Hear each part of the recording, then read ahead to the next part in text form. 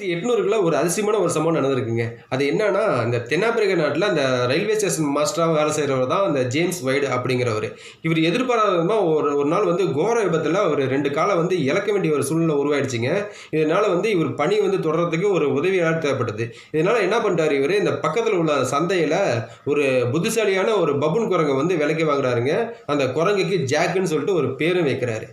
இப்படி இந்த ஜாக்குக்கு ஒரு ட்ரைனிங் குடுக்குறாரு. அதாவது இந்த ரயில்வே சக்கரங்கள எப்படி திருப்புவது, இந்த ரிசீவர்ல எப்படி நம்ம பெற முடியும், இந்த ரயில்வே சிக்னல் எப்படி மாத்தணும் அப்படிங்கிற விஷயத்த இந்த குரங்குக்கு ஒரு சிறந்த முறையில ஒரு ட்ரைனிங் குடுக்குறாரு. அதுவும் ட்ரைனிங் பண்ணி அத செய்யவும் ஆரம்பிச்சிருக்குங்க. உடனே இவங்க ரயில்வே அதிகாரிகள் என்ன பண்ணிட்டாங்க, இத அறிவுத்திறனா சோதிக்கணும் அப்படிங்கிறதுக்காக ஒரு பரிசோதனை பண்ணி பார்த்துருக்காங்க.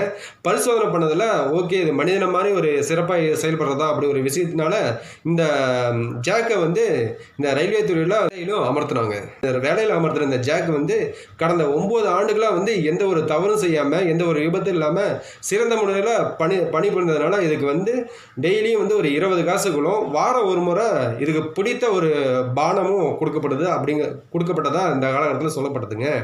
இப்படி மனித உயிரினம் அல்லாது ஒரு உயிரினம் இந்த மத்திய அரசாங்கத்தில் ஒரு சம்பளம் வாங்கி இந்த ரயில்வே துறையில சம்பளம் வாங்கின ஒரு விஷயம் அந்த காலகட்டத்தில் மிகப்பெரிய ஒரு அதிசயமான ஒரு ஆச்சரியமான ஒரு விஷயமா பார்க்கப்படுதுங்க.